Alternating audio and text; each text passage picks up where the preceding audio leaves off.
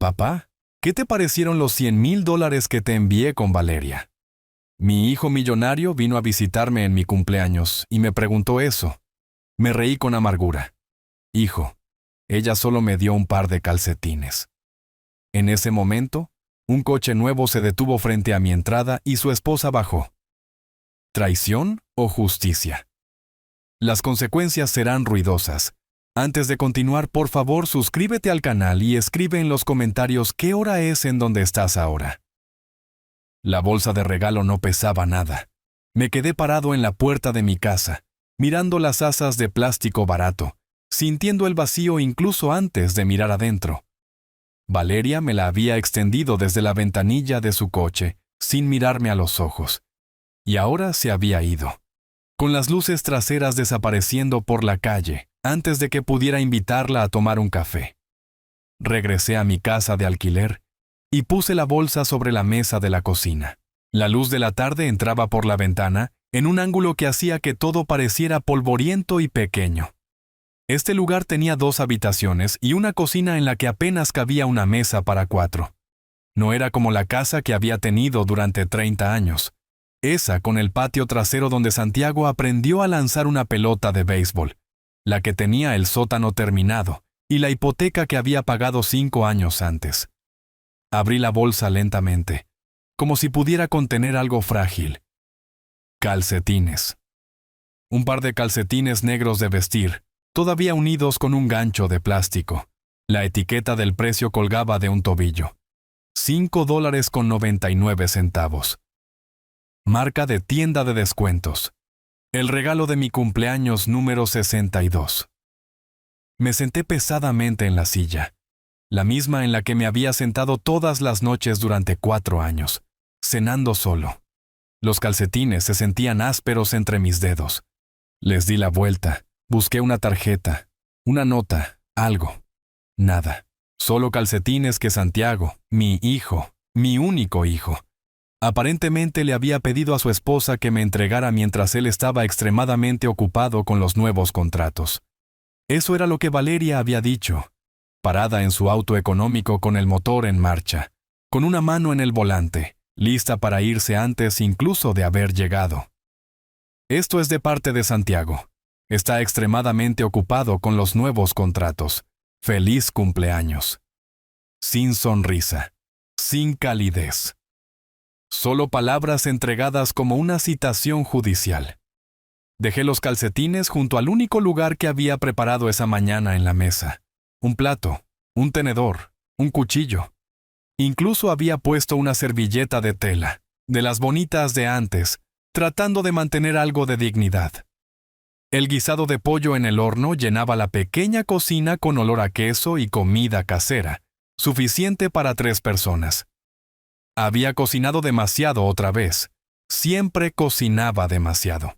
Está construyendo algo importante, dije en voz alta a la habitación vacía. Mi voz sonó hueca. El éxito requiere sacrificio. Entiendo eso. Pero no lo entendía. No realmente. No cuando pasaba junto a la foto en la repisa, Santiago con su toga de graduación, mi brazo alrededor de sus hombros, ambos sonriendo como si hubiéramos ganado la lotería. Eso fue hace 15 años, cuando todavía tenía la casa, cuando pensaba que estaba construyendo algo para los dos. El recuerdo llegó sin invitación. Sentado en esa oficina inmobiliaria hace 4 años, en marzo de 2021, viendo a los agentes deslizar papeles sobre el escritorio. Mi mano había temblado al firmar. 30 años de pagos de hipoteca, de cortar el césped todos los domingos, de luces de Navidad en los aleros, reducidos a firmas en documentos que apenas leí.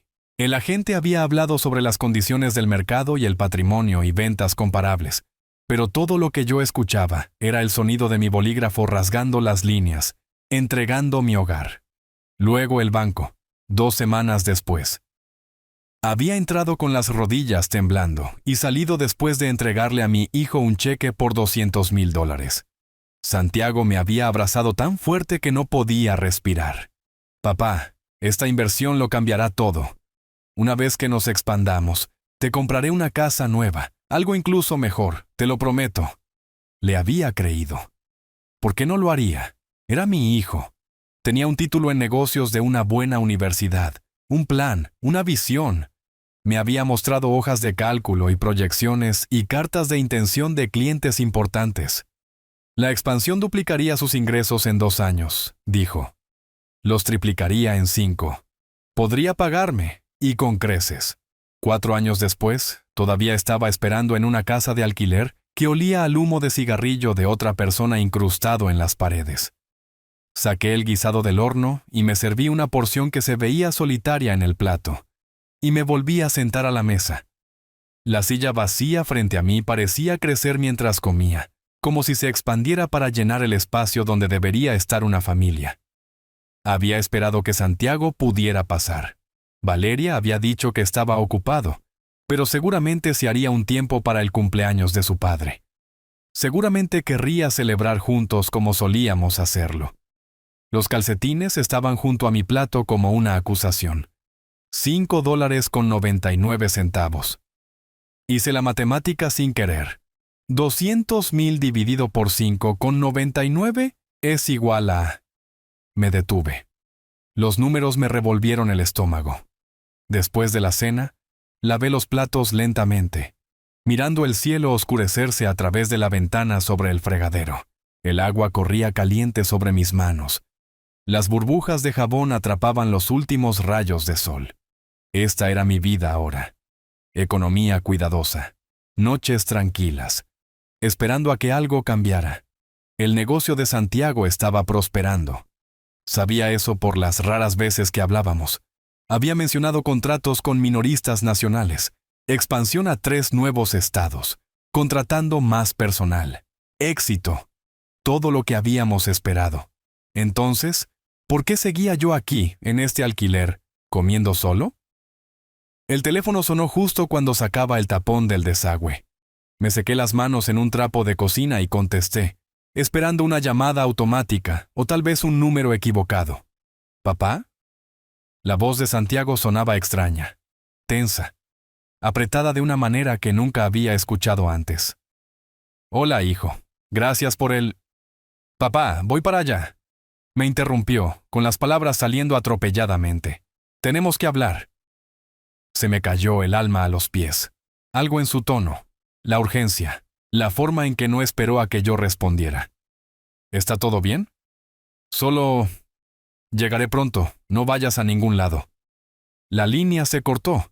Me quedé sosteniendo el teléfono, mirando la pantalla negra, sintiendo cómo se aceleraba mi ritmo cardíaco. La cocina de repente se sintió demasiado pequeña, demasiado silenciosa. Afuera, un coche pasó por la calle. Los faros barrieron la pared. Miré los calcetines baratos en la mesa, a la foto en la repisa, a la silla vacía. Algo venía, algo había cambiado. Podía sentirlo en mi pecho, una opresión que no tenía nada que ver con la edad o la ansiedad, y todo que ver con el tono de voz de mi hijo. Caminé hacia la ventana y miré hacia la calle oscura, esperando que unos faros giraran hacia mi entrada. No podía dejar de moverme.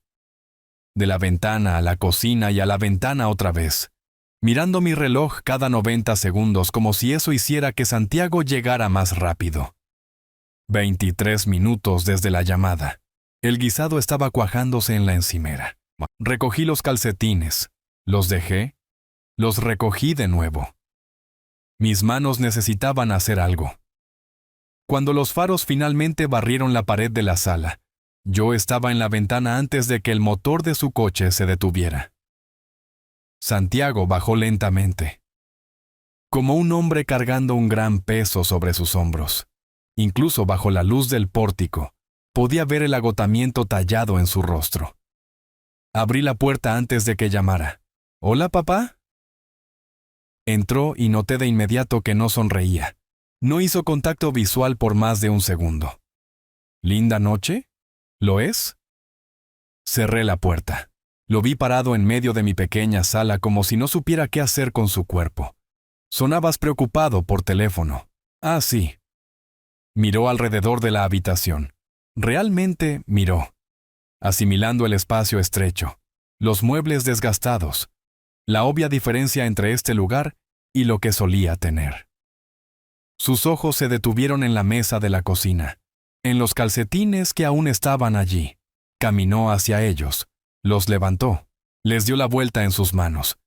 La etiqueta del precio colgaba. Su mandíbula se tensó.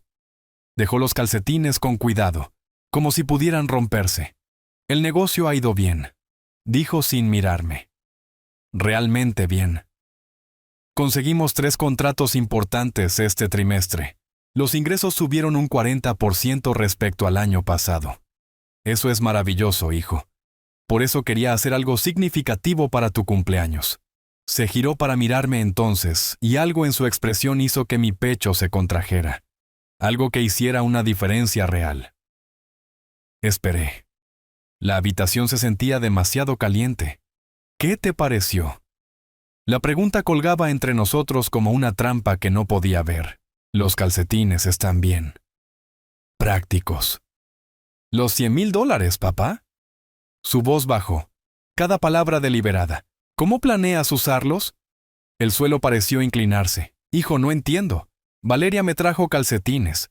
Solo calcetines. Eso es imposible. Santiago sacó su teléfono con manos que temblaban ligeramente. Le di $100,000 en efectivo esta mañana. ¿En efectivo, papá? Los conté yo mismo. Tengo una foto. Me tendió el teléfono. En la pantalla, un sobre manila grueso, abierto para mostrar fajos de billetes de $100, nuevos y crujientes. Más dinero del que había visto en un solo lugar desde que vendí mi casa. La marca de tiempo leía 9:47 de la mañana. Fecha de hoy. Le entregué esto a Valeria en el desayuno, dijo Santiago. Su voz se había vuelto plana, mecánica. Le dije que te lo trajera. Le dije que era importante, que te habías sacrificado demasiado durante demasiado tiempo. Ella dijo que lo entregaría esta tarde. Miré los calcetines en la mesa, de vuelta a la foto, a la cara de mi hijo, que se había puesto pálida. Ella pasó alrededor de las 2, dije lentamente. Se quedó en su coche, me pasó la bolsa por la ventana. Se fue antes de que pudiera invitarla a entrar. El teléfono de Santiago se deslizó de su mano, repiqueteó en la mesa, se apoyó contra el respaldo de una silla, respirando fuerte por la nariz. Son $100,000, dijo al suelo. $100,000. ¿Dónde? Unos faros barrieron a través de la ventana, lo suficientemente brillantes como para hacernos girar a ambos. El sonido de un motor, costoso y silencioso, ronroneando hasta detenerse afuera. A través del vidrio, vi un flamante Tesla modelo y nuevo entrar en mi camino de entrada. Pintura azul metálica brillando bajo la luz de la calle. La puerta del conductor se abrió. Valeria bajó, cargando bolsas de compras de tiendas en las que yo no podía permitirme ni mirar los escaparates. La cara de Santiago hizo algo que nunca había visto antes. Todo el color se drenó. Luego regresó oscuro y furioso. Estaba fuera de la puerta antes de que yo pudiera hablar, cruzando la entrada con zancadas largas que devoraban la distancia. Lo seguí, mi corazón martilleando. ¿Santiago? La sonrisa de Valeria parecía pintada, demasiado brillante. ¿Qué hacen ustedes dos aquí afuera? Solo pasé para recoger algo que olvidé. ¿Dónde está el dinero que te di para papá? La voz de Santiago cortó sus palabras como una cuchilla. Los $100,000. Ella se congeló. Las bolsas de compras crujieron en su agarre. No sé a qué te refieres. Esta mañana, en el desayuno, te entregué un sobre con $100,000 en efectivo y te dije que se lo llevaras a mi padre por su cumpleaños. Ah, ¿eso? Ella se rió, pero sonó mal. Demasiado agudo. Santiago, no seas dramático. Entregué su regalo esta tarde. Calcetines. Hablé por primera vez poniéndome al lado de mi hijo. Me trajiste un par de calcetines de descuento. Los ojos de Valeria se dirigieron a mí, luego se desviaron. Eso es lo que me diste para entregar. No sé nada sobre... Muéstrame tu teléfono. Santiago extendió su mano. Ahora mismo. Muéstrame el sobre. No tengo que mostrarte nada. Su voz se elevó, a la defensiva, ¿Cómo te atreves a acusarme frente a tu padre? Después de todo lo que he hecho por esta familia, ese es un coche de $100,000. Santiago señaló el Tesla. Conducías un coche sencillo de hace 7 años esta mañana. ¿De dónde sacaste ese coche, Valeria? La bolsa se deslizó de sus manos, derramándose por el camino de entrada. Etiquetas de diseñador, ropa cara, cosas que costaban más que mi alquiler mensual. ¿Quieres saber de dónde lo saqué? Su cara se torció en algo feo. Lo compré. Con mi dinero. Dinero que he ganado lidiando con tu constante horario de trabajo. Tu obsesión con expandir el negocio. Tu devoción interminable hacia... Ella clavó un dedo hacia mí. Él. Ese era mi dinero. La voz de Santiago bajó a algo frío y definitivo. Ese era el regalo de cumpleaños de mi padre. Lo robaste. Tu padre ya ha tomado suficiente de nosotros. La voz de Valeria se quebró como vidrio rompiéndose. Vendiste tu casa por él. Le diste todo. Y él todavía espera más. $100,000. ¿Para qué? Para que pueda vivir como un rey mientras nosotros luchamos. No estamos luchando. Santiago pronunció cada palabra con cuidado, como explicándole algo a un niño. Tenemos una casa de 6 habitaciones. Conduces un coche de lujo ahora, aparentemente. Tomamos 2 vacaciones el año pasado. El único que está luchando es mi padre, quien renunció a su hogar para que yo pudiera construir algo. Lo estás eligiendo a él sobre mí. Ella retrocedió hacia el Tesla con los ojos salvajes. Después de todo lo que he sacrificado, después de estar a tu lado en cada noche tarde, cada viaje de negocios, cada... Sube a tu coche. La voz de Santiago podría haber congelado el agua. Discutiremos esto en casa. ¿Discutir? Ella soltó un sonido a medio camino entre una risa y un sollozo. No hay nada que discutir. Ya has tomado tu decisión. Dije que hablaremos en casa. Caminó hacia su propio coche sin mirar atrás, con los hombros rígidos, las manos apretadas a los costados. El motor arrancó. Salió de la entrada sin esperar. Valeria se quedó en la oscuridad junto a su costoso coche nuevo, con las bolsas de compras esparcidas alrededor de sus pies como evidencia en la escena de un crimen. Me miró una vez, y lo que vi en su rostro no fue remordimiento ni vergüenza. Era odio. Luego subió al Tesla, retrocedió demasiado rápido y desapareció calle abajo, en dirección opuesta a Santiago. Me quedé solo en mi entrada, mirando las bolsas de compras caídas. En el lugar donde me habían robado $100,000, alguien que se había sentado a mi mesa y sonreído mientras se servía mi comida. Adentro, los calcetines baratos todavía estaban en la mesa de la cocina. $5.99. El café se había enfriado hacía una hora. Me senté a la mesa de mi cocina, mirando los calcetines, todavía tirados donde los había dejado la noche anterior, viendo la luz del sol arrastrarse por el mantel desgastado. No había dormido. Cada vez que cerraba los ojos, veía la cara de Valeria en la entrada, torcida por el odio. Las bolsas de compras esparcidas a sus pies como confeti en un funeral. Mi teléfono sonó a las 8:15. ¿Papá? La voz de Santiago sonaba hueca, en carne viva. Me quedé en un hotel anoche. No podía estar en esa casa con ella. Me enderecé en mi silla, agarrando el borde de la mesa. ¿Dónde estás ahora? Todavía aquí, en un hotel en el centro. Una pausa se extendió entre nosotros, llena de cosas que ninguno de los dos quería decir. Voy a solicitar el divorcio hoy. Necesito saber, ¿hice lo correcto?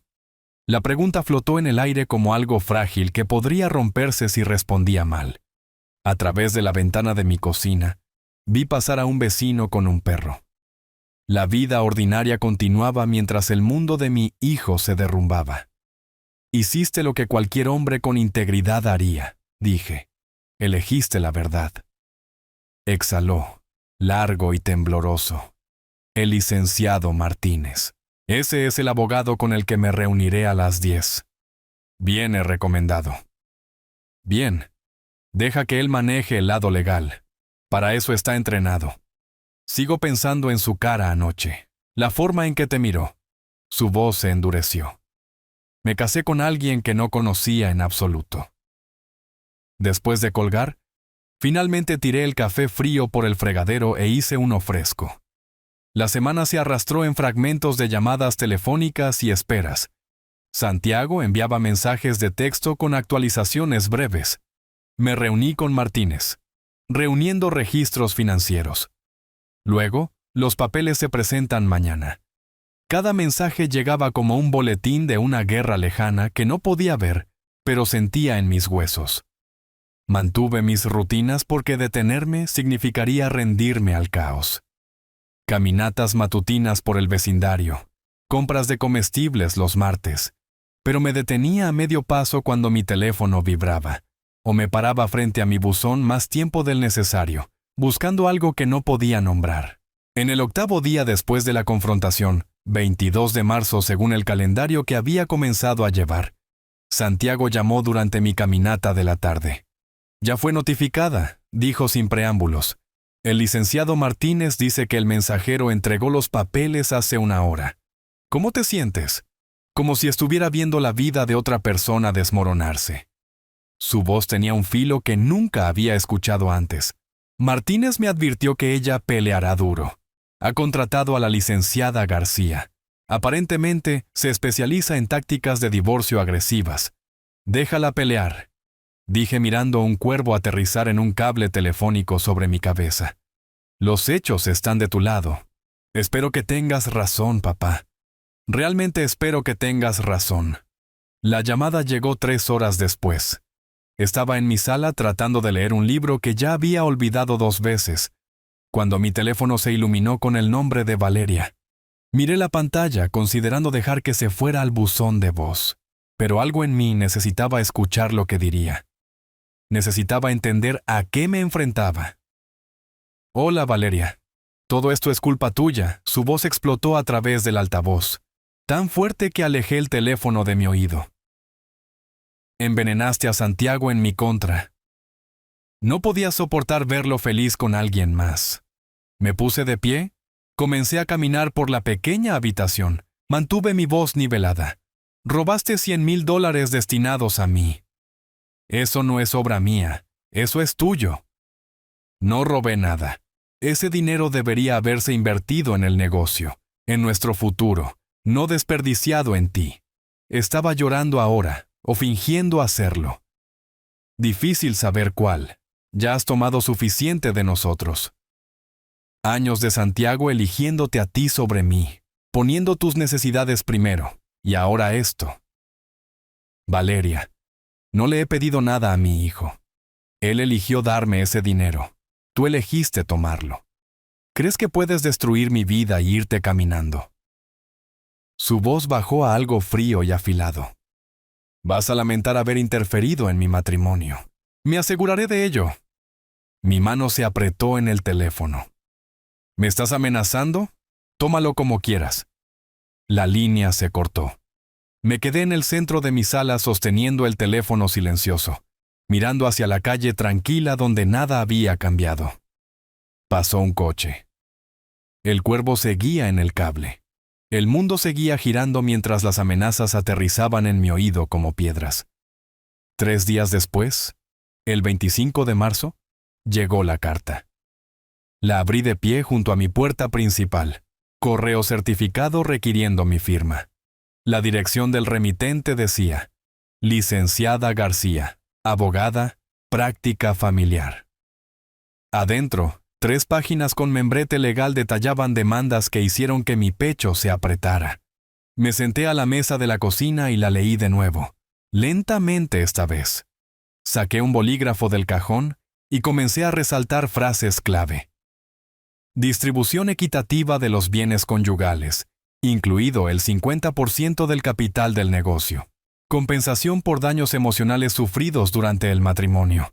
Reclamo adicional contra Roberto Murphy por interferencia deliberada en la relación conyugal. Buscando daños por la cantidad de $50,000. Dejé el bolígrafo con cuidado. Leí el párrafo sobre mí una tercera vez para asegurarme de haber entendido correctamente. Valeria no solo estaba luchando contra el divorcio, venía tras de mí directamente, alegando que saboteé deliberadamente su matrimonio, exigiendo dinero que yo no tenía por daños que no había causado. La audacia de ello me golpeó primero, luego el peligro. Me había robado y ahora se estaba posicionando como mi víctima, tratando de reescribir la narrativa, hacerse la parte lesionada que merece compensación. Miré los calcetines baratos, todavía en la encimera donde los había movido hace días. $5,99. Ella había robado $100,000 y me había dado $5,99. Y ahora quería 50,000 más. Así que, así es como quiere jugar, dije en voz alta a la cocina vacía. Mi voz sonaba diferente, más dura. Bien, juguemos. Doblé la carta cuidadosamente. La deslicé de nuevo en el sobre y la coloqué en un cajón, no escondiéndola, archivándola. La primera pieza de evidencia en lo que viniera después. Afuera, el sol de la tarde proyectaba largas sombras a través de mi pequeño alquiler. Había pasado 4 años aquí poniendo excusas, esperando que las cosas mejoraran, aceptando menos de lo que merecía, porque no quería causar problemas a mi hijo. Eso se había acabado ahora. Valeria había hecho esto personal. Me había amenazado, me había culpado, tratado de hacerme el villano en su historia de robo y traición. Pero había cometido un error crítico. Asumió que me quedaría pasivo. Asumió que aceptaría su versión de los hechos y me desvanecería en el fondo, mientras ella tomaba todo lo que podía agarrar. No me conocía tan bien como pensaba. Caminé hacia mi escritorio, saqué un cuaderno y comencé a hacer una lista. Evidencia, testigos, línea de tiempo, hechos que pudieran ser verificados, documentados, probados. Mis años enseñando historia me habían enseñado que las narrativas no se construyen sobre emociones, se construyen sobre evidencia. La verdad no es lo que la gente dice, es lo que pueden demostrar. Si Valeria quería una guerra, la tendría, pero se pelearía en mis términos, con mis reglas, usando armas que ella no sabía que yo tenía. Los calcetines habían desaparecido de la encimera de mi cocina. Los había guardado en un cajón hace 3 días. No por perdón, sino por necesidad. Representaban la herida emocional. Lo que necesitaba ahora era estrategia. Me senté en mi pequeño escritorio, con mi computadora portátil abierta, un cuaderno nuevo a mi lado, y un bolígrafo que había calificado 1000 exámenes de historia. Si Valeria quería hacerme el demandado en su historia, necesitaría construir un caso, no del tipo emocional, del tipo documentado, del tipo que se sostiene en la corte. Comencé con lo que era público. La página de Facebook de Valeria cargó lentamente en mi vieja computadora. Nunca la había hecho privada. Vanidad, tal vez, o descuido. Me desplacé hacia atrás a través de sus publicaciones, buscando cualquier cosa relacionada con el Tesla. Marzo. Mediados de marzo. Entonces lo encontré, 16 de marzo. El día después de que ella robó mi dinero de cumpleaños.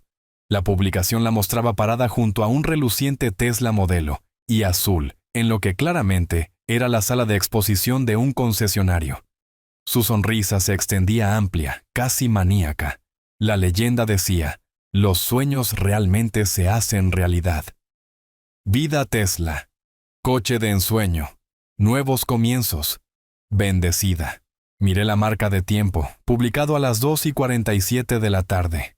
16 de marzo de 2025. Menos de 24 horas después de haberme entregado calcetines de $5 por la ventana de su coche. Documenta todo, me dije en voz baja, abriendo una carpeta en mi escritorio etiquetada. Documentación.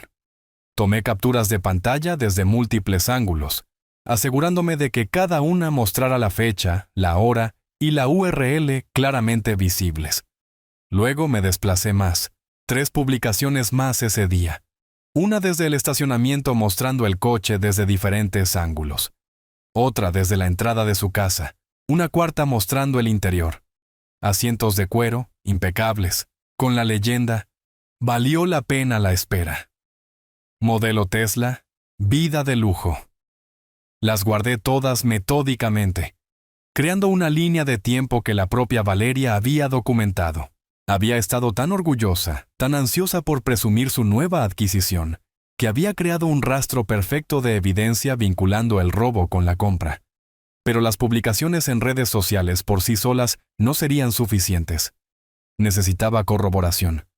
Estudié las fotos del concesionario cuidadosamente. La sala de exposición tenía características distintivas: grandes ventanales de vidrio, una disposición específica de los vehículos, letreros visibles en el reflejo. Hice zoom en una imagen hasta que pude distinguir el nombre: West Side Tesla, con una dirección en la ciudad. 2 horas después, entré en su estacionamiento. La sala de exposición brillaba con el brillo aséptico de las cosas caras. Un joven vendedor se acercó de inmediato, sintiendo una posible comisión. Interpreté el papel que esperaba. Hombre en edad de jubilación considerando una compra importante, investigando, tomándose su tiempo. El modelo B es nuestro vehículo más popular, dijo, con entusiasmo genuino. Gran elección. Noté uno en mi vecindario recientemente, dije, manteniendo mi tono casual. Precioso color azul. Realmente me llamó la atención. Su rostro se iluminó. Oh, ese podría haber sido el que vendimos la semana pasada. La señora pagó en efectivo. No se ve eso a menudo con estos precios. Mi pulso se aceleró, pero mantuve mi expresión ligeramente interesada. ¿Efectivo? Eso es inusual en estos días, ¿no? Muy. Se inclinó como compartiendo un secreto. Pero ella estaba decidida, lo tenía todo planeado. Entró con la cantidad exacta, en un sobre. Transacción memorable, ¿sabes? La mayoría de la gente financia. Apuesto a que sí. Hice un gesto hacia el modelo y azul en el piso de exhibición. Bueno, ciertamente es un coche hermoso. ¿Le importa si le echo un vistazo más de cerca? Pasé 20 minutos haciendo preguntas técnicas, haciendo una prueba de manejo, manteniendo la ficción de un comprador potencial. Antes de irme, recogí una tarjeta de presentación y me aseguré de que el nombre del vendedor, Javier Torres, estuviera impreso claramente en ella. De vuelta en casa, agregué la tarjeta de Javier a mi carpeta de documentación y escribí notas detalladas sobre nuestra conversación mientras el recuerdo estaba fresco. Fecha, hora, citas directas donde podía recordarlas exactamente. La inusual transacción en efectivo, su claro recuerdo de ella, 2 piezas de evidencia, pero necesitaba más. Pensé en mi cumpleaños, en la visita apresurada de Valeria. Menos de 3 minutos desde la llegada hasta la partida. Alguien tan apurado, tan ansioso por irse. Alguien podría haberlo notado. Doña Elena, mi vecina 3 casas más abajo.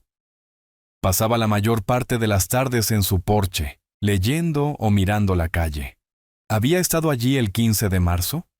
Esperé hasta el 1 de abril, dándome unos días para formular el enfoque correcto. Cuando vi a doña Elena en su porche esa tarde, bajé por la acera, llevando un pequeño bloc de notas. Doña Elena, llamé. ¿Recuerda mi cumpleaños? 15 de marzo. Ella levantó la vista de su libro, sonriendo. Por supuesto, te vi preparándote más temprano ese día. ¿Por qué? ¿De casualidad notó cuándo pasó mi nuera esa tarde? Su expresión cambió, se volvió más atenta. Lo hice, en realidad. Me pareció extraño. Apenas se quedó 5 minutos, tal vez menos. Se detuvo, te entregó algo por la ventana y se fue. Recuerdo haber pensado que parecía apresurado para una visita de cumpleaños. El alivio y la vindicación me invadieron en igual medida. ¿Estaría dispuesta a escribir lo que recuerda? Doña Elena tomó el bloc de notas sin dudarlo. ¿Qué tan específica debo ser? Solo lo que recuerde. La fecha. La hora si la recuerda. ¿Cuánto tiempo se quedó? Escribió con cuidado, con letra pulcra y deliberada. Cuando terminó, puso la fecha y firmó al final, sin que yo se lo pidiera. Espero que esto ayude con lo que sea que esté pasando, dijo, devolviéndome el bloc de notas. Esa visita no me pareció bien ni siquiera entonces. No tratas a la familia así, especialmente en su cumpleaños. Leí su declaración, parado en su porche. Clara, fáctica, fechada y firmada. El testimonio de una vecina ubicando a Valeria en mi casa por menos de 5 minutos el 15 de marzo, contradiciendo cualquier afirmación de que había pasado tiempo conmigo o entregado adecuadamente un regalo. Gracias, doña Elena. No tiene idea de cuánto significa esto. Esa noche, extendí la evidencia sobre la mesa de mi cocina, como piezas de un rompecabezas ensamblándose solas. Capturas de pantalla de Facebook con marcas de tiempo mostrando a Valeria celebrando su nuevo Tesla el 16 de marzo. Una tarjeta de presentación de un vendedor, que recordaba su inusual compra en efectivo. Una declaración firmada de una vecina que presenció su visita de cumpleaños apresurada y despectiva. 3 fuentes independientes.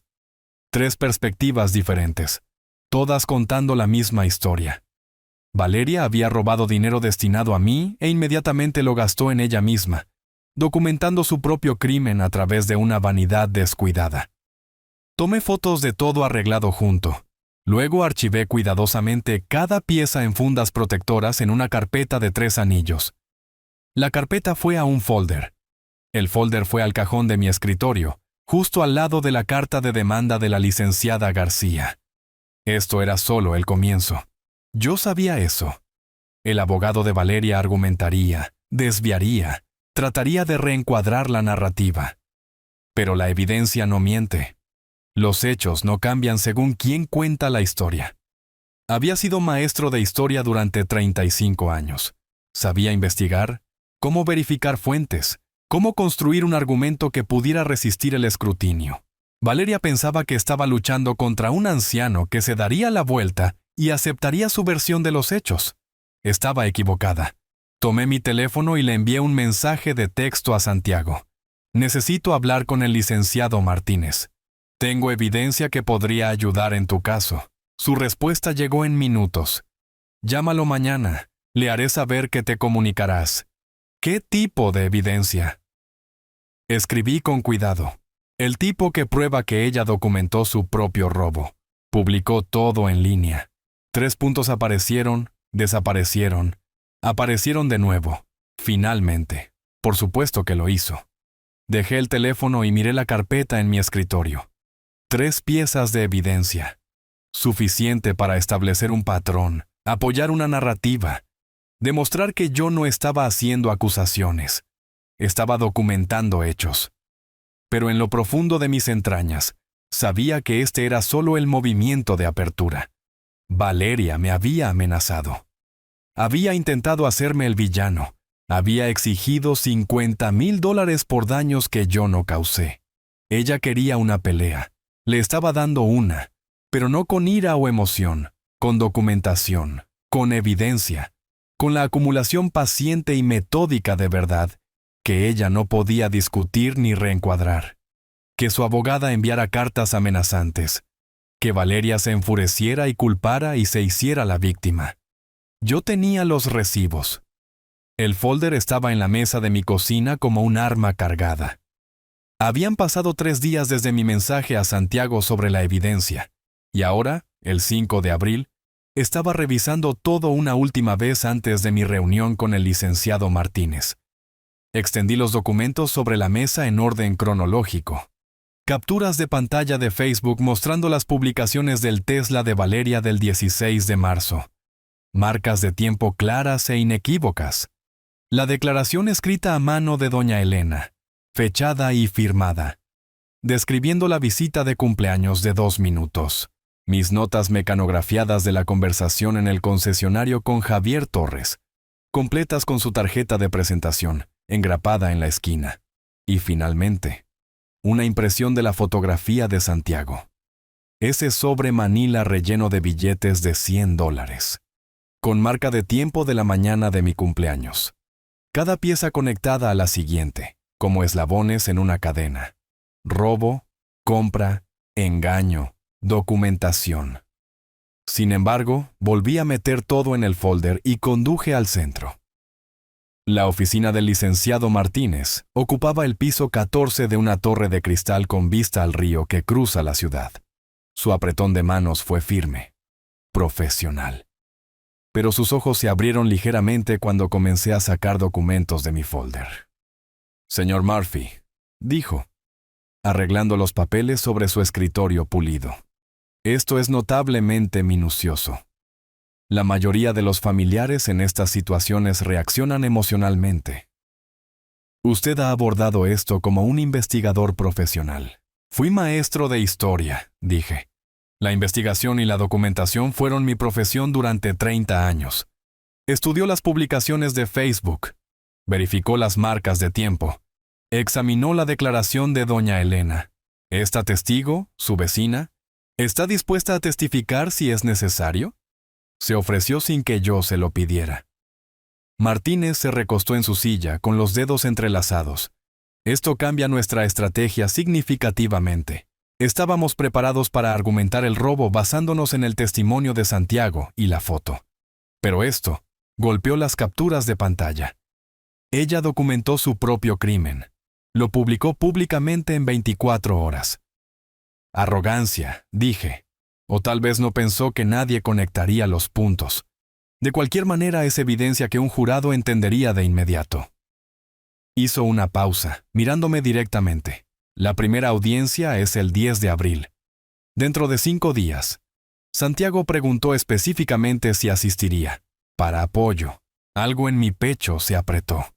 La idea de sentarse en una sala del tribunal, viendo esto desarrollarse, estar en la misma habitación que Valeria, se sentía como entrar en una arena de gladiadores. Pero Santiago lo había pedido. «Estaré allí», dije. La mañana del 10 de abril llegó fría y gris. Me vestí con mi traje azul marino, el que había usado para ceremonias de jubilación y funerales, eventos que marcaban finales. El tribunal del condado se alzaba en el centro, todo concreto y autoridad. Estacioné en el lote público, pasé por seguridad. Encontré la sala correcta en el tercer piso. Santiago estaba sentado en una mesa junto a Martínez, con su postura rígida. Cuando me vio, sus hombros cayeron ligeramente. Alivio, o tal vez solo la liberación de la tensión contenida. Tomé asiento en la galería, 3 filas atrás, tratando de estar presente sin ser intrusivo. Valeria entró con la licenciada García, su abogada. Llevaba un vestido conservador, cabello recogido hacia atrás, maquillaje mínimo. La actuación de una mujer agraviada. Nuestros ojos no se encontraron. Mantuvo su mirada hacia adelante, pero sus hombros cargaban tensión como una armadura. La juez, una mujer de unos 50 años con cabello plateado y gafas de lectura, revisó documentos mientras todos se acomodaban. Entonces Martínez se puso de pie. «Su señoría, tenemos documentación clara de que la señora Murphy publicó sobre la compra de un vehículo el 16 de marzo, el día después de recibir $100,000 en efectivo, destinados como regalo para el padre de mi cliente». Mostró las publicaciones de Facebook en una pantalla. La cara sonriente de Valeria junto al Tesla. Hashtag celebrando que su sueño se hacía realidad. El momento no es coincidencia. La licenciada García se puso de pie a medias. Objeción. Circunstancial. Denegada. La juez no levantó la vista de la pantalla. Continúe, licenciado Martínez. Martínez recorrió cada pieza metódicamente. La declaración de la vecina estableciendo la breve visita de cumpleaños. La información del concesionario sobre una compra inusual en efectivo.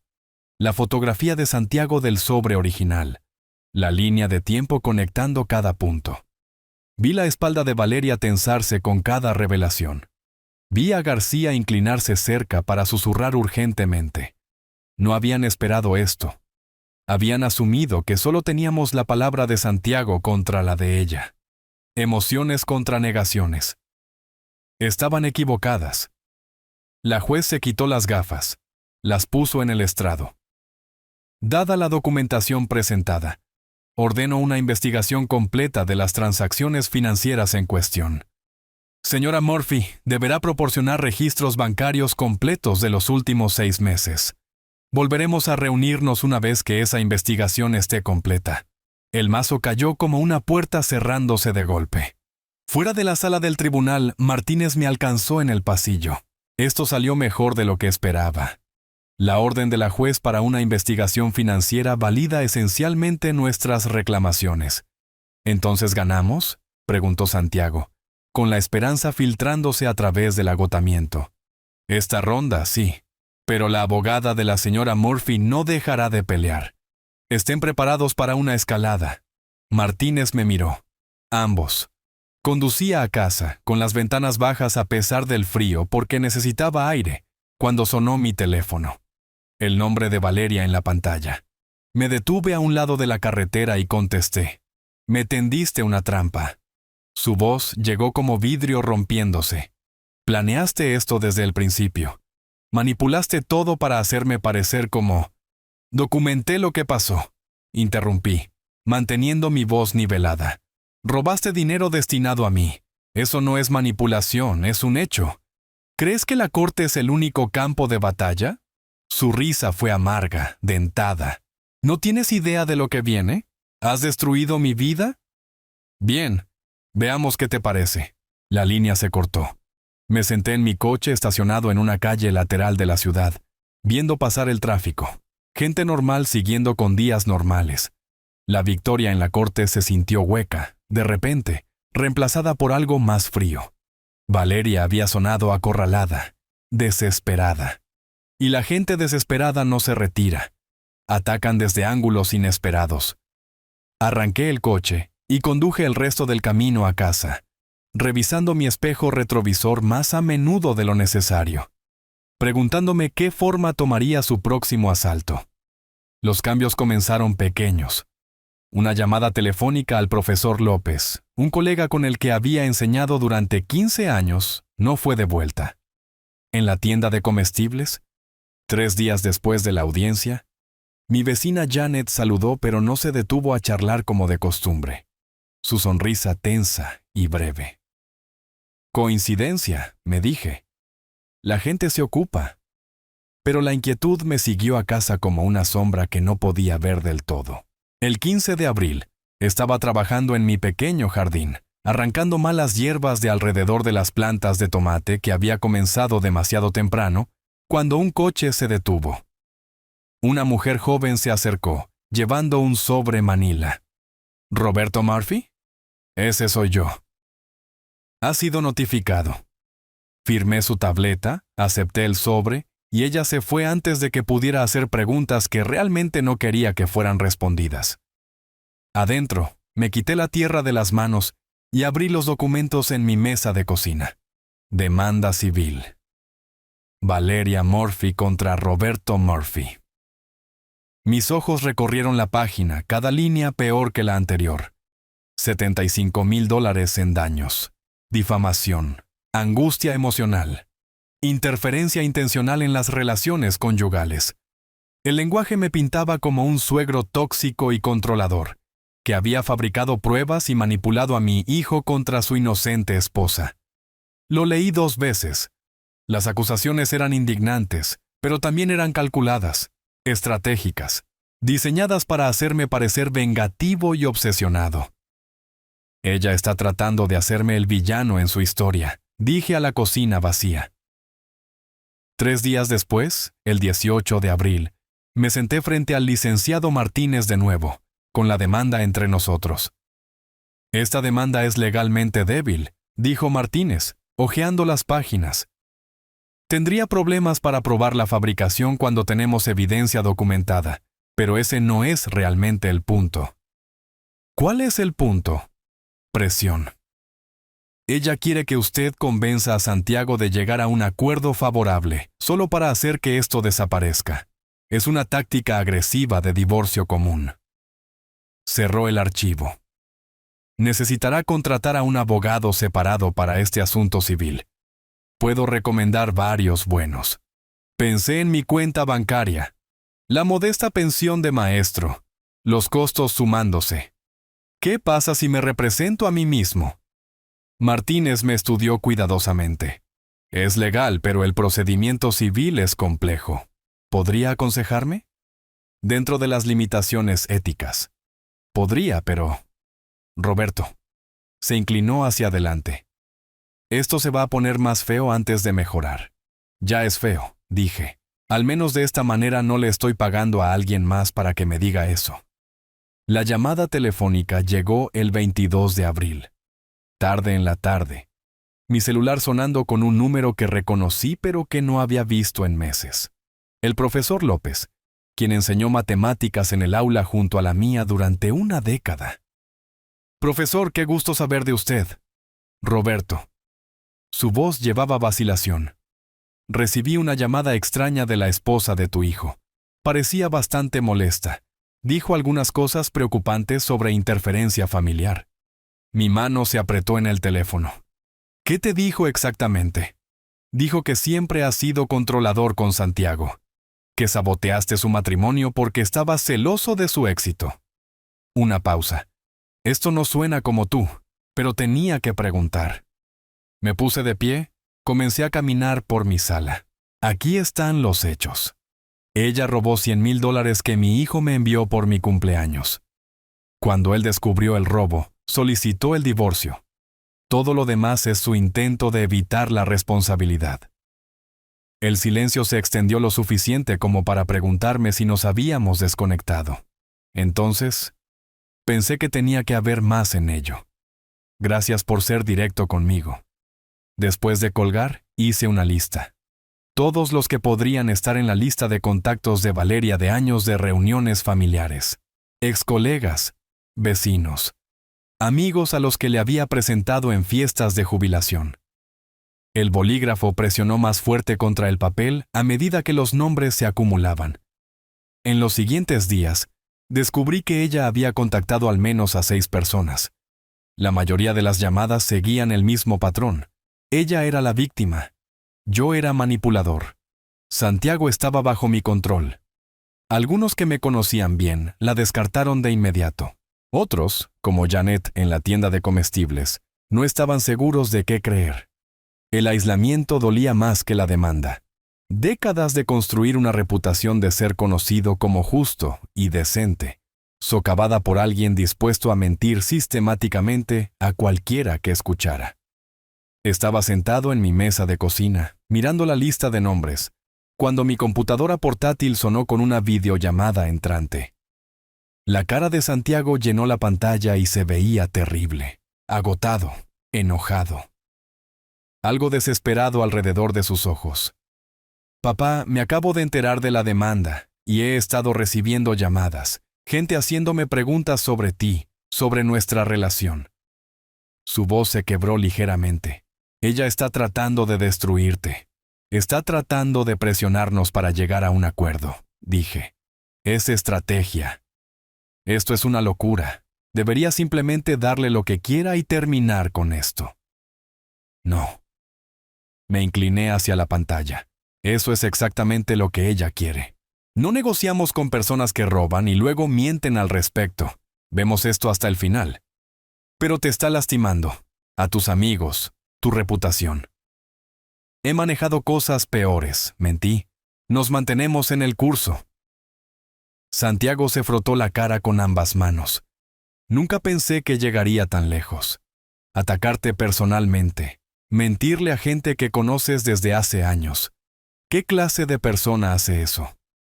La clase que está desesperada, dije. La clase que sabe que está perdiendo. Después de que terminó la llamada, me senté en el brillo azul de la pantalla de mi computadora portátil, pensando en las tácticas de Valeria. La demanda era teatro, diseñada para intimidar. La campaña social era más sofisticada, dirigida a aislarme, haciéndome tóxico por asociación, esperando que convenciera a Santiago de llegar a un acuerdo solo para detener la hemorragia. Pero el aislamiento solo funciona si crees que estás solo.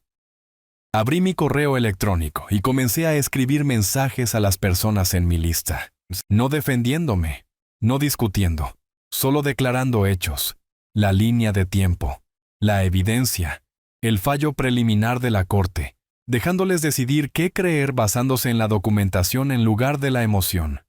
Algunos no responderían. A algunos no les importaría, pero otros leerían cuidadosamente. Compararían la historia de Valeria con la mía y reconocerían cuál se sostenía bajo escrutinio. Para la medianoche, había enviado 11 correos electrónicos. Mis ojos ardían por la pantalla, pero algo en mi pecho se sentía más ligero. No del todo esperanza, más como determinación cristalizada en propósito. Valeria quería hacerme el villano. Me quería aislado, desesperado, dispuesto a rendirme solo para terminar los ataques. Había calculado mal gravemente. Yo no era del tipo que se rinde, nunca lo había sido. 35 años en un aula me habían enseñado esa verdad, presentada clara y consistentemente. Tiende a ganar sobre las mentiras a largo plazo. No siempre de inmediato, no sin costo. Pero eventualmente, la gente reconoce qué historia tiene sentido y cuál requiere que crean lo improbable. Cerré mi computadora portátil y miré la queja de la demanda en la mesa. $75,000 por daños emocionales que yo no había causado. Que ella presente la demanda, que mienta a mis amigos, que me pinte como controlador y vengativo. Yo tenía documentación, tenía testigos, tenía hechos que podían ser verificados por cualquiera dispuesto a mirar. Y lo más importante, tenía algo que Valeria no tenía. La paciencia para ver esto hasta el final. Hasta el final. No importa cuánto tiempo tomara o cuánto daño intentara infligir en el camino. Había comenzado una guerra que no podía ganar. Ella simplemente no lo sabía todavía.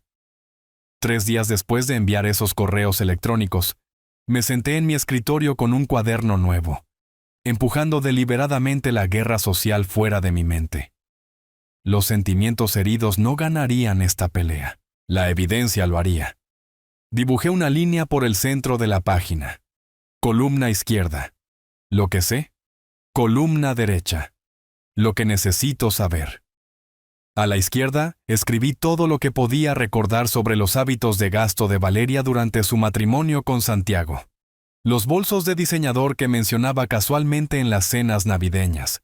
Los fines de semana de spa. Los comentarios sobre grandes oportunidades de inversión que nunca explicaba del todo. En ese momento, había asumido que el éxito comercial de Santiago apoyaba este estilo de vida. Ahora, esos recuerdos se sentían diferentes, como pistas que había perdido.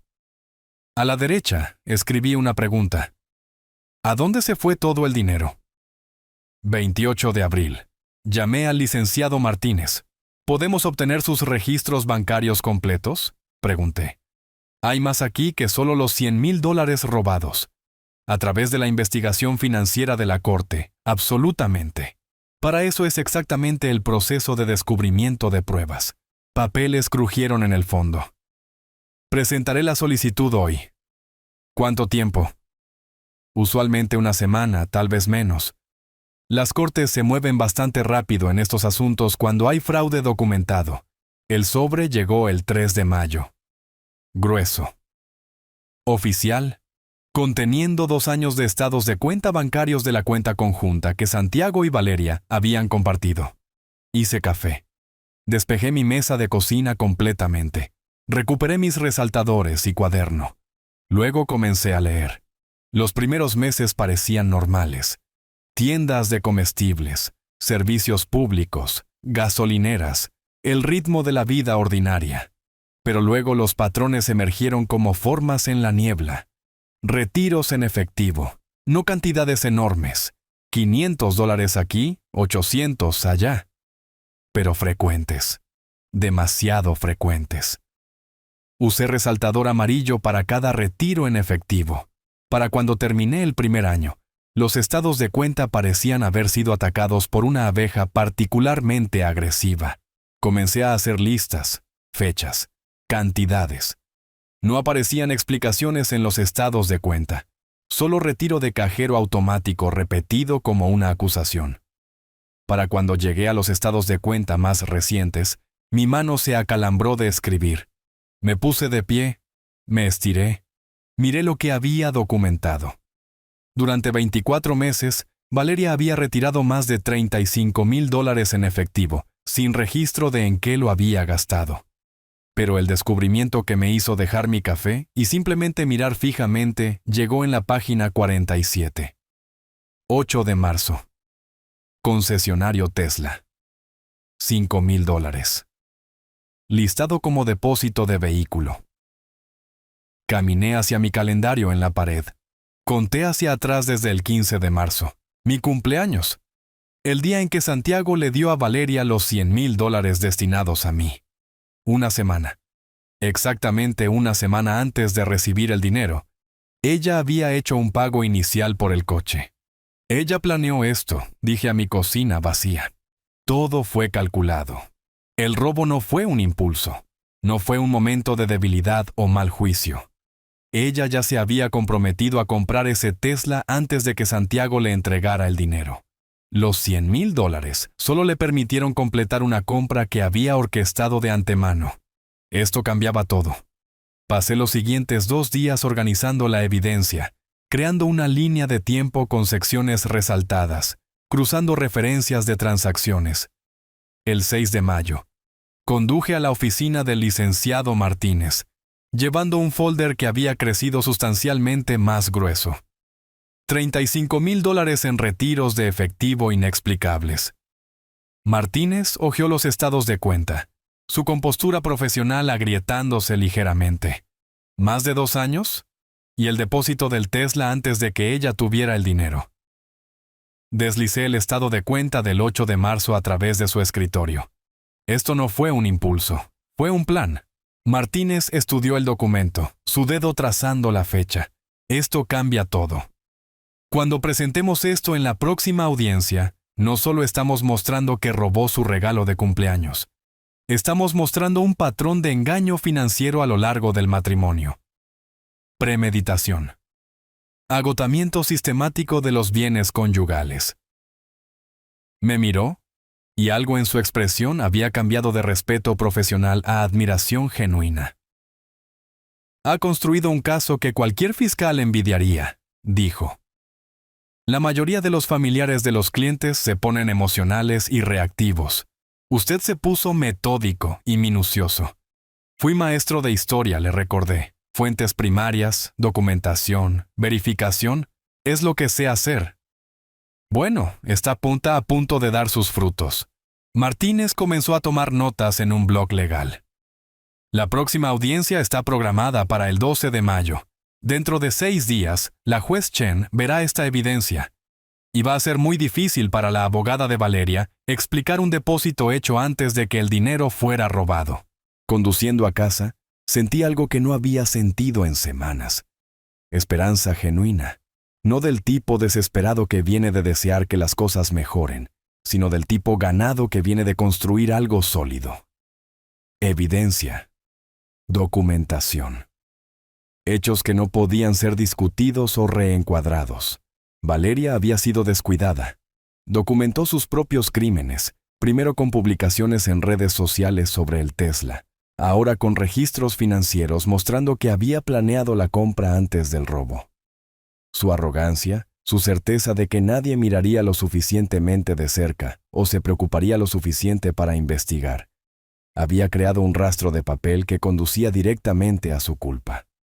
La demanda civil que había presentado contra mí de repente se sentía menos amenazante. Que afirme que la había difamado o interferido en su matrimonio. Yo tenía estados de cuenta bancarios mostrando mala conducta financiera sistemática. Tenía fechas probando premeditación. Tenía una línea de tiempo que no podía ser manipulada o negada. En casa, hice la cena. Algo simple. Pasta con verduras. Y comí en mi mesa de cocina rodeado de carpetas organizadas de evidencia. Los calcetines baratos habían desaparecido hace mucho tiempo en un cajón en algún lugar, irrelevantes ahora. Lo que importaba era la documentación, la verdad. La acumulación paciente de hechos que hablarían más fuerte que cualquier acusación o mentira. El 12 de mayo estaba a 6 días de distancia. 6 días hasta que Valeria se sentara en una sala del tribunal y viera sus mentiras cuidadosamente construidas colapsar bajo el peso de sus propios registros financieros. Lavé mis platos, guardé las carpetas y me permití un momento de satisfacción. No victoria, no todavía, pero la certeza de que había hecho el trabajo necesario para lograrla. Pasara lo que pasara en esa sala del tribunal, estaría listo. El 12 de mayo llegó con cielos grises y amenaza de lluvia.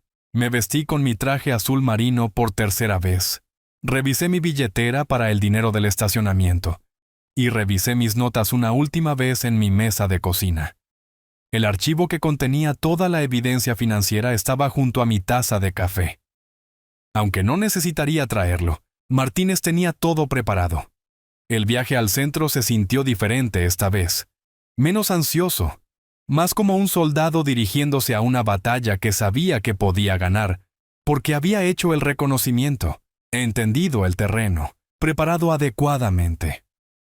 Encontré el mismo lugar de estacionamiento que había usado antes. Caminé por el mismo punto de control de seguridad. Subí las mismas escaleras a la sala del tribunal del tercer piso. Pero cuando entré y tomé mi asiento en la galería, mi postura era diferente, más erguida, más confiada. Santiago estaba sentado en la mesa del abogado junto a Martínez, con los hombros tensos. Cuando miró hacia atrás y me vio, algo en su cara se relajó ligeramente. Asentí una vez. Estábamos aquí. Estábamos listos. Valeria entró con la licenciada García y la observé cuidadosamente.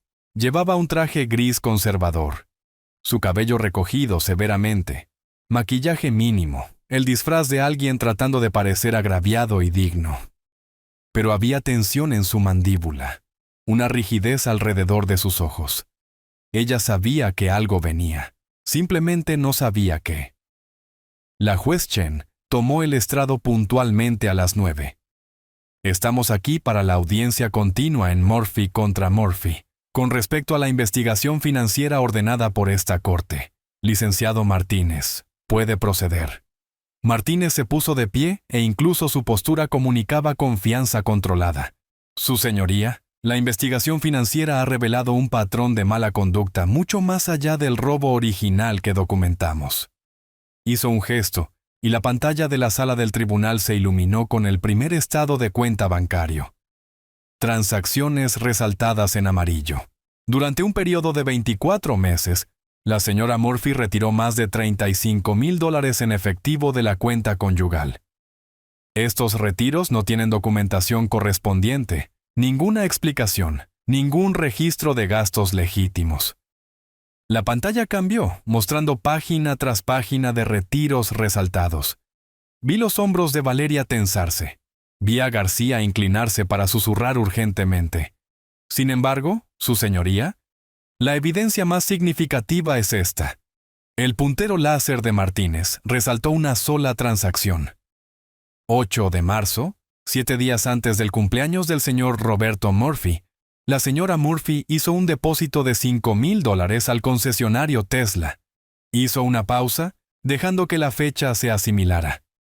Esto prueba que la compra del vehículo fue planeada antes de que ella recibiera los $100,000 destinados al padre del señor Murphy.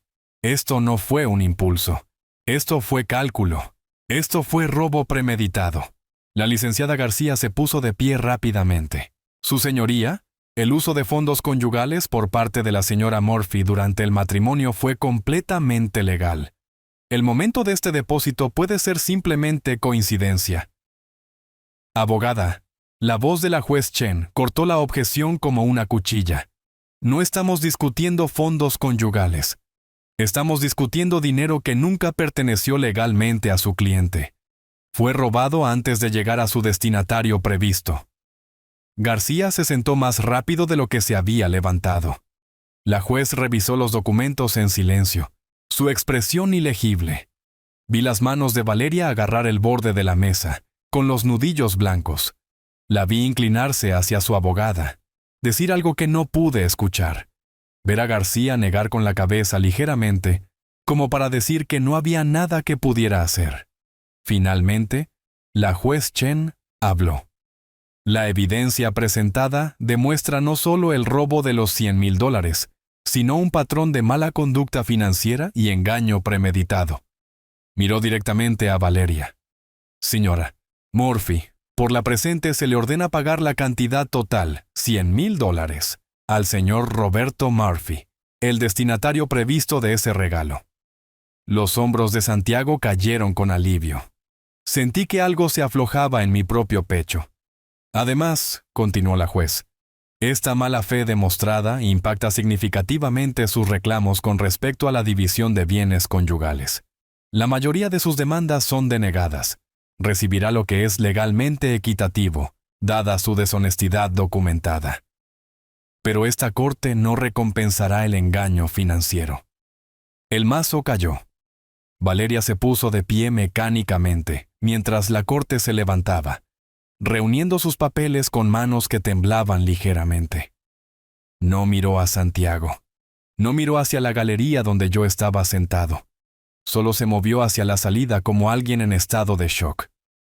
La licenciada García siguiéndola, tratando de hablarle mientras Valeria parecía no escuchar. En el pasillo, Santiago me encontró de inmediato. Papá, lo hicimos. La juez vio la verdad. Este es un paso importante, dije con cuidado. Pero su demanda contra mí todavía está pendiente. No hemos terminado todavía. Después de hoy, Santiago negó con la cabeza. Ella tiene que retroceder ahora. Tiene que ver que no puede ganar. Pensé en la cara de Valeria mientras salía de la sala del tribunal. El shock, la incredulidad, pero también algo más duro debajo. Algo que se parecía menos a la aceptación y más a la furia apenas contenida. La gente como Valeria no retrocede fácilmente, dije. Martínez se unió a nosotros, luciendo satisfecho pero profesional. Este es un fallo tan decisivo como podríamos haber esperado. La investigación financiera valió la pena. Me miró directamente. Su trabajo en esto hizo la diferencia. Ese depósito de marzo, ese fue el detalle que probó la premeditación. Ahora esperamos a ver si ella retira la demanda civil, dije, o si es lo suficientemente tonta como para seguirla. El tono de Martínez sugería que pensaba que lo último era más probable. Salimos del tribunal juntos, el cielo gris finalmente rompiendo en lluvia. Me subí el cuello de la chaqueta, sentí las gotas frías en mi cara y me permití un momento de satisfacción genuina. La juez había ordenado a Valeria devolver los $100,000. Había rechazado la mayoría de los reclamos de activos de Valeria. Había señalado el patrón de engaño financiero públicamente, en el registro. Esto era reivindicación. Esto era justicia comenzando a desarrollarse como debería. Pero mientras conducía a casa bajo la lluvia, con los limpiaparabrisas marcando un ritmo constante, no podía sacudirme la imagen de la cara de Valeria en esa sala del tribunal. El shock, sí. La derrota, ciertamente. Pero debajo de ambos, algo que parecía peligrosamente determinación. Ella todavía tenía su demanda civil contra mí. $75,000 en daños reclamados. Su abogada podría aconsejar retirarla después de la catastrófica audiencia de hoy. Cualquier persona razonable lo haría. Pero Valeria nunca me había parecido particularmente razonable. Estacioné en mi entrada, me senté por un momento, viendo la lluvia rayar las ventanas, y me preparé para lo que viniera después. Habíamos ganado una batalla importante hoy. La evidencia había hablado. La juez había fallado a nuestro favor decisivamente. Pero la guerra podría no haber terminado. Algunas personas sabían cuándo rendirse. Otras simplemente seguían luchando. Incluso cuando el suelo debajo de ellas ya se había derrumbado. Tenía el presentimiento de que Valeria era del segundo tipo. La semana después de la audiencia de divorcio, la victoria se sentía extraña, tranquila, como estar de pie tras las secuelas de una tormenta, revisando daños, encontrando todo todavía en pie, pero quedaba una amenaza. La demanda civil de Valeria exigiendo $75,000 por daños emocionales que yo no había causado. El 20 de mayo, me senté en mi escritorio organizando mi defensa para la audiencia programada para el 25 de mayo. El licenciado Martínez no podía representarme oficialmente en la corte civil. Conflicto de intereses, había explicado. pero pasaría 1 hora al teléfono guiándome a través de la estrategia de autorrepresentación. Manténgalo fáctico, había dicho. No eres abogado, así que no intentes sonar como uno. Solo di la verdad. Eso es todo lo que he hecho en esta situación, respondí. La verdad es mi única defensa porque es mi única arma, y una poderosa. El tribunal de divorcio ya validó todo lo que encontró. Extendí mis documentos sobre el escritorio. La decisión escrita del tribunal de divorcio del 12 de mayo. Mi línea de tiempo organizada de recolección de evidencia. Copias de todo lo que le había proporcionado a Martínez para el caso de Santiago. Luego, abrí el cajón de mi escritorio y recuperé algo que había mantenido seguro durante semanas. Una pequeña grabadora de voz digital. Después de la primera llamada telefónica amenazante de Valeria, esa donde había advertido que me arrepentiría, había comenzado a grabar nuestras conversaciones. La ley permite la grabación con el consentimiento de una parte cuando hay una creencia razonable de amenazas o acoso. Su voz diciendo que nos destruiría a mí y a Santiago me dio esa creencia razonable. Conecté la grabadora a mi computadora portátil, transferí los archivos y escuché a través de auriculares una última vez. Su voz llegó clara, venenosa y amenazante. Esta era la persona que afirmaba ser mi víctima. El 25 de mayo, entré solo a la sala del Tribunal Civil. Ningún abogado a mi lado, solo carpetas de documentación y un altavoz portátil en mi maletín. Valeria estaba sentada en la mesa del demandante con la licenciada García, quien se levantó para presentar su caso primero. Su voz llevaba una indignación teatral, mientras describía a un suegro controlador que había destruido maliciosamente el matrimonio de una mujer inocente, a través de pruebas fabricadas y manipulación. Me senté en silencio, tomando notas ocasionales, pero principalmente observando, viendo la actuación, esperando mi turno. Cuando García terminó, el juez me miró. «Señor Murphy, ¿su respuesta?» Me puse de pie, me moví al podio con mis notas y me dirigí al juez directamente. «Su señoría, reuní evidencia de robo. Mi hijo me envió $100,000 por mi cumpleaños. Su esposa se los quedó y se compró un coche. Estos son hechos, probados en el tribunal de divorcio». Hice un gesto a mi documentación. No fabriqué nada. Documenté lo que realmente sucedió y lo proporcioné a través de los canales legales adecuados al abogado de mi hijo. Recorrí mi recolección de evidencia paso a paso. Publicaciones en redes sociales, información pública, testimonio de vecinos, declaración voluntaria, conversación en el concesionario, consulta legal, registros bancarios obtenidos a través del descubrimiento ordenado por la Corte.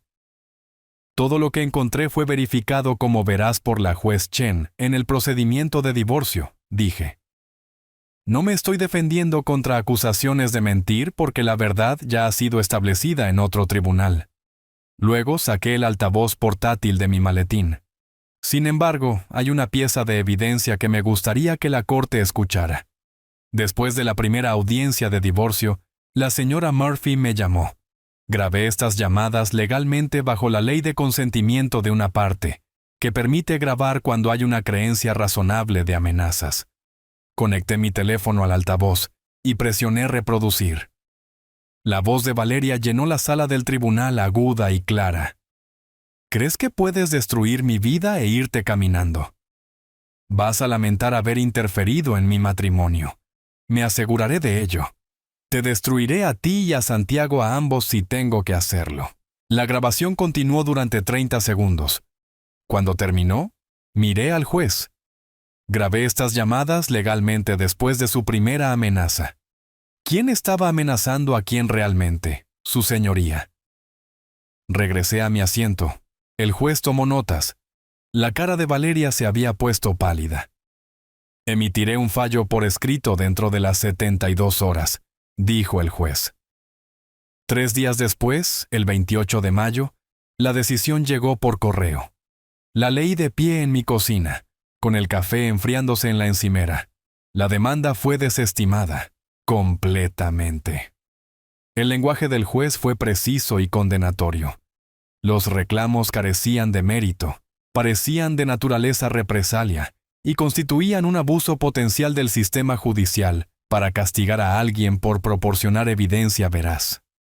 Además, se ordenó a Valeria pagar mis costos judiciales, $3,500. Dejé el documento con cuidado y caminé hacia mi ventana. La calle afuera parecía ordinaria. Coches pasando, vecinos paseando perros, la vida continuando su ritmo normal. Pero algo fundamental había cambiado. Cada batalla legal estaba terminada, cada amenaza neutralizada, cada acusación respondida con verdad documentada. Valeria había tratado de hacerme el villano a través de mentiras, demandas y guerra social. Los tribunales habían respondido validando todo lo que documenté y penalizándola por el intento. Esto no era venganza, esto era justicia funcionando exactamente como debería. Lenta, metódicamente, pero inevitablemente alcanzando la verdad.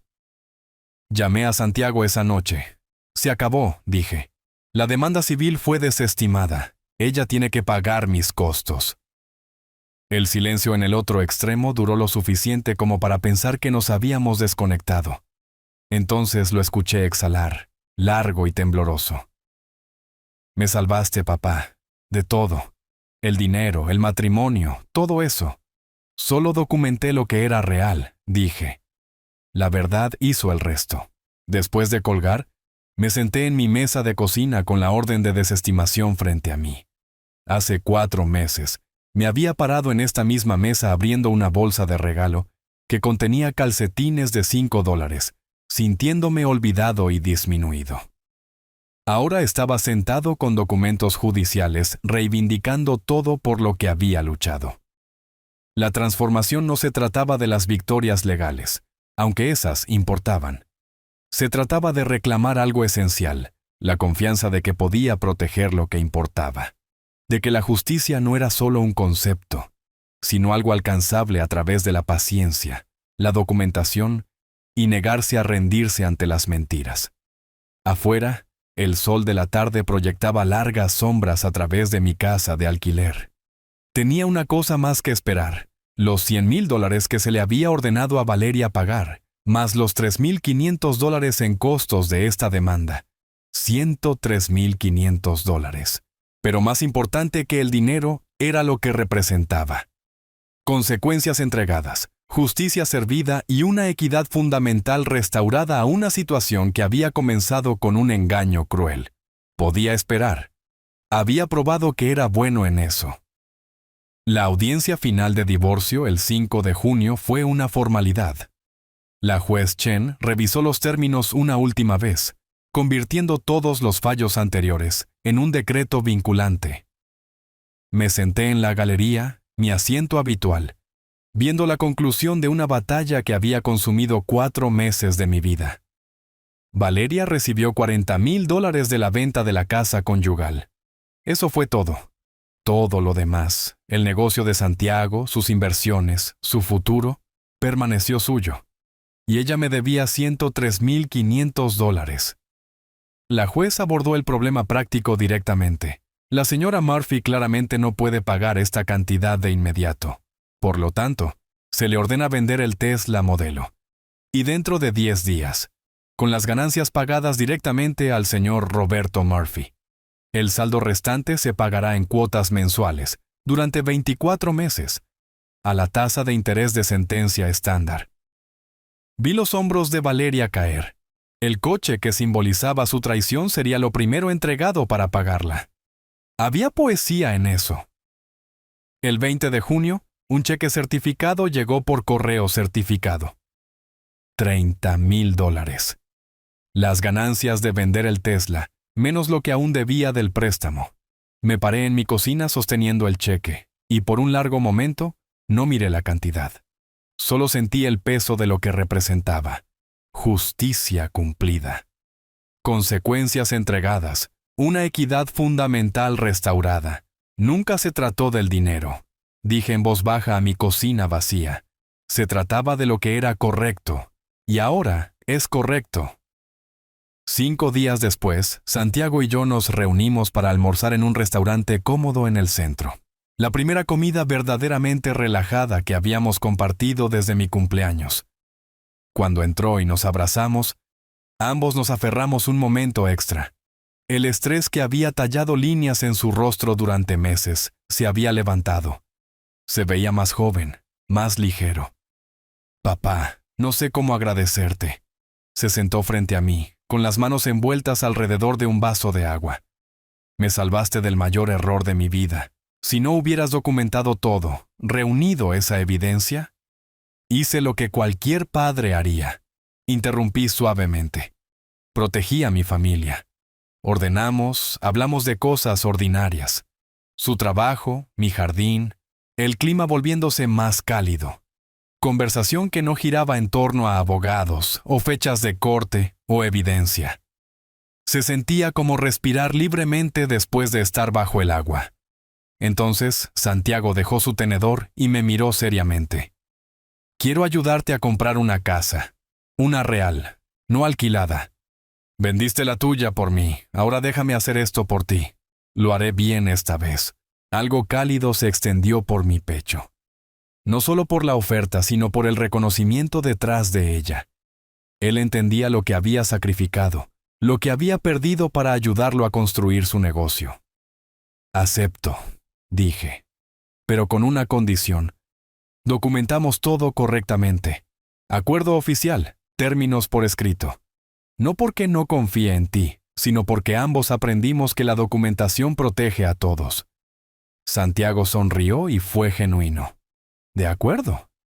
Todo por escrito, firmas, testigos, todo el asunto. Hizo una pausa. Me enseñaste esa lección por las malas, pero la aprendí. Saqué mi cuaderno, el mismo tipo que había usado durante mi investigación, e hice una nota. Ambos sonreímos ante eso. Un entendimiento compartido de sabiduría ganada a través de la dificultad. El sol de la tarde entraba sesgado por la ventana del restaurante, volviéndolo todo dorado. Me giré para verlo, sintiendo que algo se asentaba en mi pecho. Paz. No la ausencia de conflicto, sino la presencia de resolución. Ella se mudó, escuché, dije, tratando de empezar de nuevo en otro estado. Martínez mencionó eso. La voz de Santiago era neutral. No importa a dónde vaya, esos registros judiciales son públicos. Esa no es mi venganza, dije. Esas son solo consecuencias. Yo no destruí su vida. Ella hizo eso misma en el momento en que eligió el robo sobre la honestidad. Terminamos el almuerzo lentamente, ninguno de los dos con prisa por irse. Este momento padre e hijo, amenaza eliminada, futuro brillante, valía la pena saborearlo. Hace 4 meses, había estado solo en una mesa puesta para uno, abriendo calcetines baratos. Ahora estaba sentado frente a mi hijo, planeando un futuro compartido construido sobre la confianza y la documentación adecuada. Cuando finalmente nos levantamos para irnos, Santiago me abrazó de nuevo. Te quiero, papá. Siento que tomara casi perderlo todo para mostrarme cuánto importas. Nunca me perdiste, dije. Siempre estuve aquí. Conduciendo a casa, pensé en todo lo que había sucedido desde el 15 de marzo. El robo, la confrontación, la investigación, las batallas judiciales, la reivindicación. Un viaje de víctima a estratega a sobreviviente. Pero la verdadera transformación no se trataba de evidencia o victorias legales. Se trataba de reclamar algo esencial. La confianza de que podía proteger lo que importaba. De que la justicia, aunque requería paciencia y documentación y negarse a rendirse, era alcanzable. Estacioné frente a mi casa de alquiler, pronto a ser reemplazada por algo que realmente poseía de nuevo. Entré, hice café. Me senté en mi mesa de cocina donde todo este viaje había comenzado. Los calcetines baratos se habían ido hace mucho tiempo, descartados o donados en algún lugar. Ya no importaban. Lo que importaba era la pila de documentos legales en mi escritorio probando esa verdad. Cuando se documenta cuidadosamente y se presenta adecuadamente, derrota a las mentiras cada vez. Valeria pagaría cuotas durante 2 años. Cada mes, un recordatorio de las consecuencias. Cada pago, prueba de que el robo tiene un precio. Pero no me detendría en eso. No desperdiciaría energía en ira o amargura. Ella había tomado sus decisiones. Los tribunales habían entregado las consecuencias apropiadas. Mi trabajo era seguir adelante, hacia la casa que Santiago me ayudaría a comprar, hacia los años que quedaran, hacia un futuro construido sobre la sabiduría ganada por las malas. Me paré en mi ventana mientras se acercaba la noche, viendo las sombras alargarse a través de mi calle tranquila. El viaje de víctima de cumpleaños a sobreviviente reivindicado había tomado 4 meses, pero había devuelto algo más valioso que el dinero: mi dignidad, mi confianza, mi certeza de que podía enfrentar la injusticia y responder no con rabia, sino con verdad metódica y documentada. Eso valía más que $100,000. Eso valía todo. Si te gustó esta historia, por favor, dale me gusta a este video. Suscríbete al canal y comparte tus impresiones de esta historia en los comentarios. Para escuchar la siguiente historia, haz clic en el recuadro de la izquierda. Gracias por ver.